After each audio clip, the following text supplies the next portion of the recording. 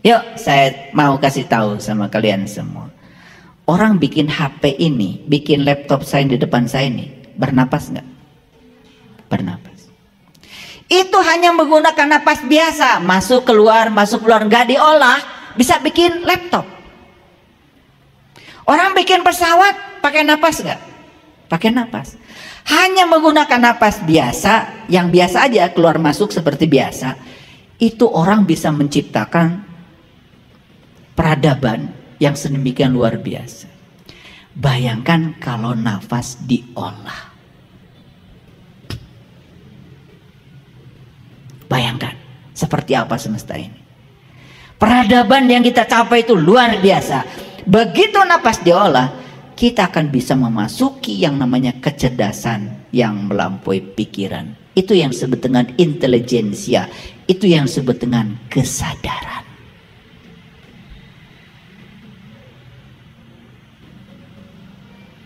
Makanya Rama pernah kehilangan Sinta. Karena Sinta dicuri oleh Rahwana. Pernah tahu cerita itu kan? Siapa Rama? Nih Rama tuh kita. Siapa Sinta? Sinta tuh kesadaran yang ada pada kita. Siapa Rahwana? Rahwana tuh pikiran kita. Karena kesadaran dicuri oleh pikiran kita, makanya Rahwana disebut Dasamuka. Dasamuka itu 10 wajah.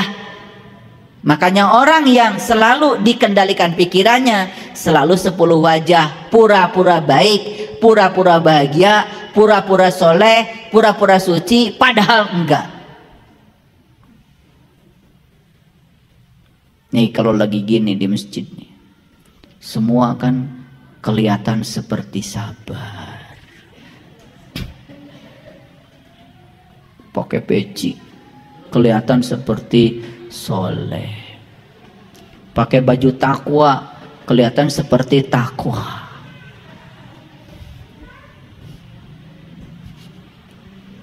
Betul? Jadi sebetulnya ketika kalian sedang duduk begini dengerin saya, kalian itu sedang menjadi diri kalian yang lain, bukan aslinya. Aslinya kalian itu di rumah, di jalan, waktu kalian nyolot ketika mobilnya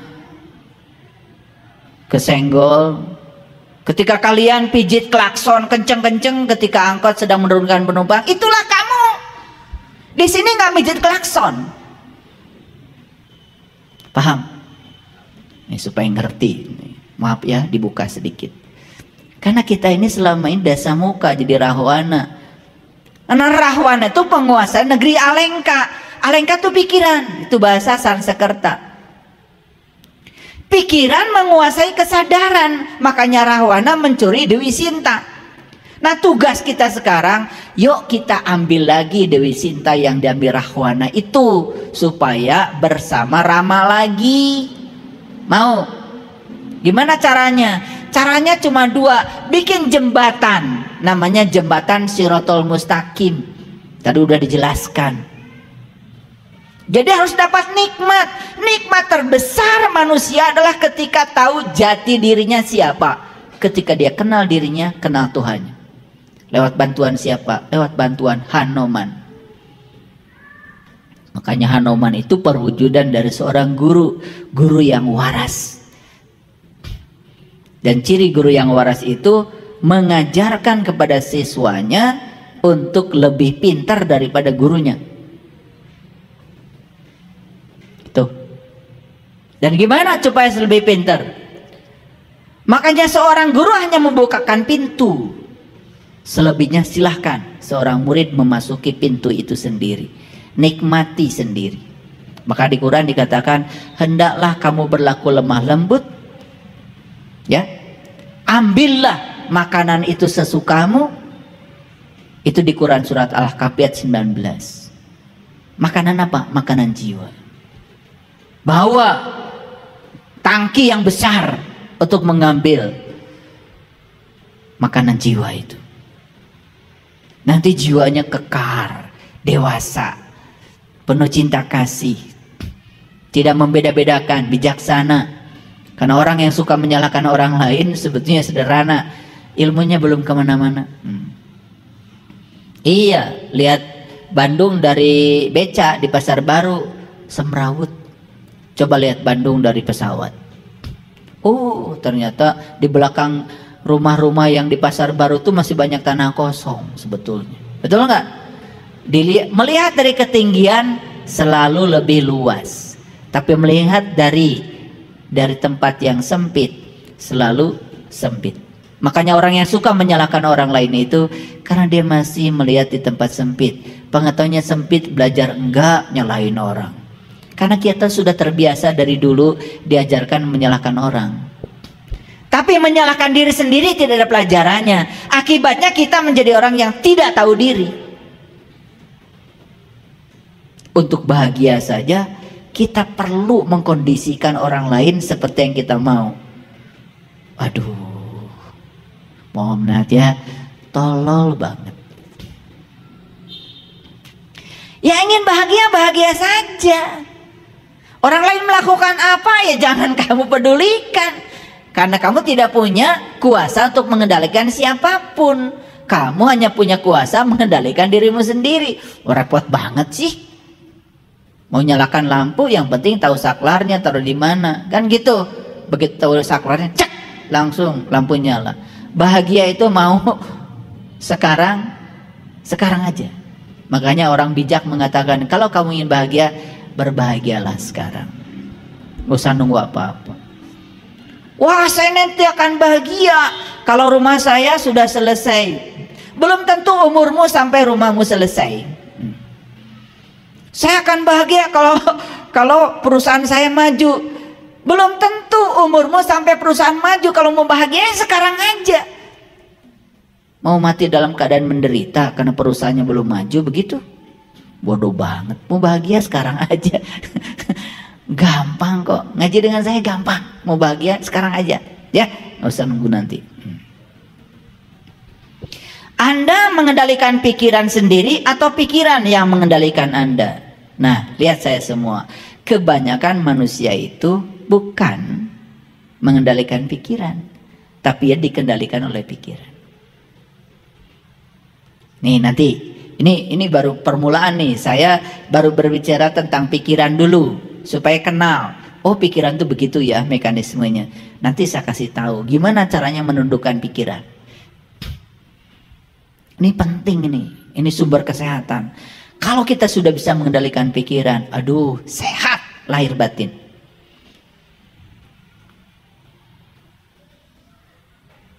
Ini ilmu yang sangat luar biasa ini. Saking luar biasanya gratis.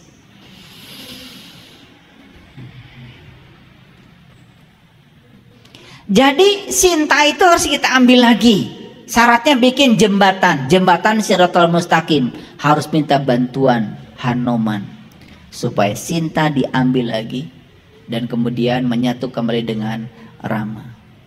Nah, ketika sudah menyatu dengan Rama, maka sang kesadaran akan menjadi majikan dan kemudian pikiran akan menjadi pelayan yang terbaik. Baru hidupnya penuh dengan kedamaian. Kita selama ini mencari kedamaian keluar dari diri kita, bukan memperbaiki ke dalam. Ya, mohon maaf. Karena kita belajar sama orang yang tidak sadar, ya bukan tambah sadar. Ya, tambah gak sadar. Betul gak? Baca ini 100 kali, baca ini 100 kali, terus aja. Ya, habis waktu. Ya kan? Ingin kaya, baca surat Al-Kahfi tiap pagi 7 kali. Ya, bukan kaya, sengsara. Orang udah kerja, dia masih baca surat aja terus. Betul nggak? Belangsak. Dan percaya lagi sama yang gitu-gitu ya. Dia sendiri yang nyuruhnya miskin, nggak punya duit. Motor aja nyicil, diambil leasing. Udah gitu ngajarin begitu. Kalian tuh kadang-kadang suka aneh ya. Pengen kaya, cari dukun. Dukunnya aja tinggal di saung, pinggir hutan, tanah aja nggak punya. Saung juga punya siapa? Ngajarin kaya. Ya Allah. Coba waras sedikit ya.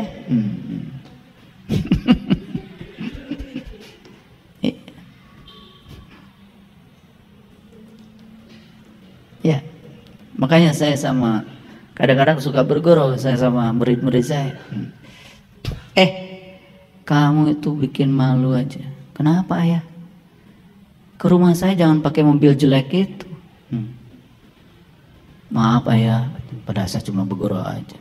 Besoknya dia bawa mobil bagus. Gimana nih mobil? Nyicil ayah. Bagus.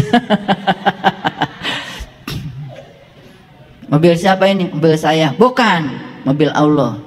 Kamu dikasih hak guna pakai. Insya Allah nanti yang nyicil Allah, karena Allah yang punya. Oh gitu ayah. Ya.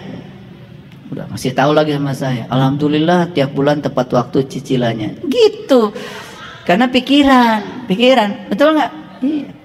Kayaknya saya suka bergurau ya. Ketemu saya, kamu aduh itu sepeda motor udah kayak gitu masih dipakai, sepatu butut, janganlah. Saya bergurau aja supaya iya, katanya Tuhannya maha kaya, lah kamu kayak gitu. Tuhan kamu yang mana? Ya, makan minum kopi aja kamu susah. Ini antara pikiran, kata-kata dan perbuatan harus selaras, ya kan? Iya, kan kita sering dengar tuh ya orang-orang yang menghujat ya.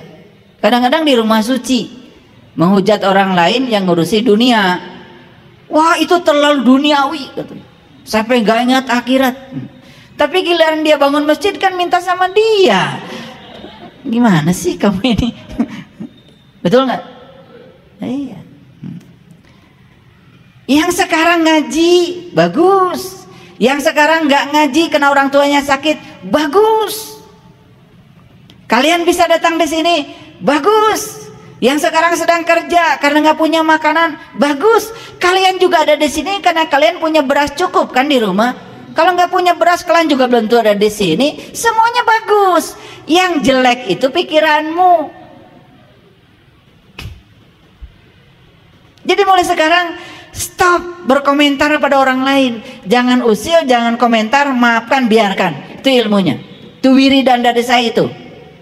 Ya, saya nggak ngasih doa-doa yang macam-macam. Jangan usil, jangan komentar, maafkan, biarkan. Itu aja. Suami pulang terlambat, jangan usil, jangan komentar. Sudah, siapkan teh kesukaannya, siapkan buka kaos kakinya, peluk.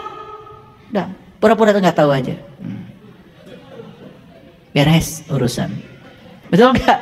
Lah iya, dikomentari pulang dari mana, sama siapa, kemana dulu, waduh ya ribet. Ini kan sebenarnya soal cara. Cuman kita selama ini mengabaikan cara yang semacam ini. Betul nggak? Iya. Ingin suami baik, terus ada ceritakan keburukannya. Masuk alam bawah sadar, bless jadi doa. Ya suaminya nggak baik-baik. Ceritakan yang baiknya aja, walaupun kenyataannya belum baik. Semoga kata-katamu jadi doa. Kan begitu. Ngerti maksud saya? Makanya kalau ingin hidup bahagia, bicarakan yang kamu bahagia. Kalau ingin bahagia, pikirkan yang kamu bahagia. Itu aja ilmunya. Banyak yang datang pada saya, ayah guru, saya minta doa bahagia. Waduh, saya nggak pernah punya doa. Apalagi doa buat ngatur-ngatur Tuhan. Nanti Tuhan bingung. Yang hamba siapa? Yang Tuhan siapa? Kan gitu, ya. Saya tidak pernah mengajarkan doa-doa untuk ngatur Allah supaya ngikutin keinginanmu, nggak ada di sini, ya. Pikirkan yang baik-baik, bicarakan yang baik-baik, pikirkan dan bicarakan yang kamu suka dalam hidup, itu yang akan terjadi. Karena itu doa yang sebenarnya. Simpel sebetulnya belajar agama itu. Kalian kan asal robana aja doa. Pengen doanya yang pakai robana ya.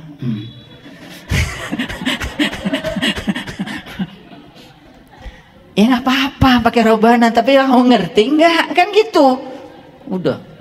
Akhirnya diajarkanlah Rabbana la tuzigh qulubana ba'da idh hadaitana wa hab lana min ladunka rahmatan innaka antal wahhab. Tahu artinya? Nggak tahu. Padahal artinya itu kan sangat berbahaya. Robbana la tuzigh qulubana, ya Allah Tuhanku, jangan engkau pesongkan lagi kolbuku ba'da idh hadaitana, setelah kolbu ini dapat petunjuk. Pertanyaan, lu dapat petunjuknya kapan? Belum dapat petunjuk aja udah pakai doa itu. Kan setiap ayat di Quran tuh ada asbabun nuzulnya, bukan? Lah kalian tidak punya asbabun nuzul, tiba-tiba pakai doa itu. Ya Allah, Allahumma Rabbana dolamna anfusana. Ya Allah, ampunilah aku karena aku telah dolim pada diriku sendiri. Terus dolimmu apa? Gak tahu. Lah kenapa pakai mendolimi diri sendiri? Kata Allah, kamu kapan mendolimi diri? Allah juga bingung. Kan kita asal Rabbana udah aja seneng, betul nggak? Sekarang inilah saya kasih tahu.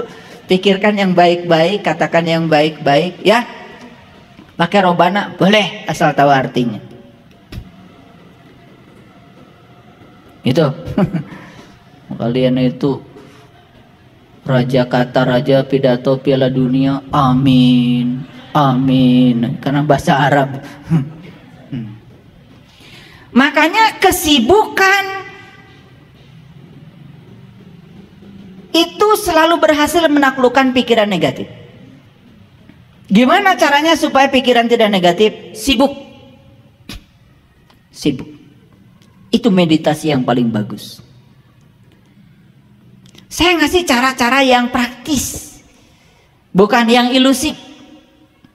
Jadi kalau pikiran selalu aja nggak loncat ke masa lalu, loncat ke masa depan, sibuk. Saat sibuk, satu syaratnya hadir di sini saat ini sekarang. Contoh, kita lagi cuci tangan, rasakan sensasi air pada tangan itu. Coba belajar hadir di situ. Rasakan bagaimana lembutnya air menyentuh tangan. Rasakan itu. Ketika kita minum, rasakan bagaimana kita bisa menelan. Rasakan rasanya air masuk di mulut. Kita ini karena pikirannya sudah kemana, saat minum pun tidak hadir. Itu yang membuat kita selalu tergesa-gesa dalam segala hal. Mau pergi ngaji di sini, katanya mau ngaji kesadaran, tapi di jalan banyak hambatan, klakson. Gak usah, sesampainya saja. Sampai di sini jam 11, ngaji sudah selesai. Ya sudah, bagianmu cuma jadi jam 11 sampai selesai. Kok pusing amat gitu. Minta maaf lagi sama saya. Ayah mohon maaf terlambat. Emang gue pikirin. Nah kalau saya mikirin semuanya kayak gitu, yang terlambat saya pikirin, saya bisa sakit. Saya nggak mikirin kamu datang nggak saya pikirin. Iya. Mau belajar dengan saya boleh, nggak belajar juga nggak apa-apa. Usah nggak cari murid. Kalau di YouTube banyak yang dengerin saya dan kemudian pada ngaji, alhamdulillah. Dan saya juga tidak cari murid. Gak usah absen sama saya. Kalau semua permisi, kemudian di WA dibaca, repot. 11.000 orang di sini di WA saya. Setiap pagi hijau tuh WA saya. Udah saya biarin aja.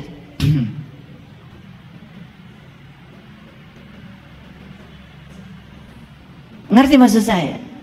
Ya, ini mau ngaji kesadaran ke sini, ya. Tapi di jalan sendiri udah tidak sadar. Angkot berhenti, marah. Orang lewat, marah. Ya sudah, sampai di sini kan kalian jadi di gelombang beta. Menerima pelajaran dari saya tidak di gelombang alfa, nggak rileks. Akibatnya barho. Begitu bubar, poho. Yuk, kalau mau ngaji dengan saya, di jalan ada hambatan, nikmati aja. Hadir di sini saat ini sekarang. Mau naik mobil itu, begitu cek di mobil, terima kasih Tuhan, hari ini saya masih bisa nyetir. Begitu tangan bisa pegang setir, terima kasih tangan ini bisa menyetir karena saya masih bernafas. Nikmati semua. Hadir di sini saat ini sekarang, nikmati. Nyampe di sana jam segitu nggak apa-apa, kebagiannya segitu nggak apa-apa. Daripada terus di jalan marah-marah, kemudian kebut-kebutan sampai di sini tepat waktu, tetapi kita sudah mengotori diri kita sendiri. Ngaji apa model kayak gitu? Maaf ya, kadang-kadang kalian tuh suka sok-sokan, sok suci, bikin peringatan agama, peringatan hari besar agama, bikin panggung di tengah jalan, menghalangi orang yang lewat. Karena apa? Di situ ada egois keyakinan. Karena saya sedang peringatan ini, peringatan itu, ingin dihargai orang. Tapi kita sudah mengganggu orang. Makanya mohon maaf, saya kalau diundang ceramah agama, saya nanya dulu ceramahnya di mana? Di panggung. Panggungnya di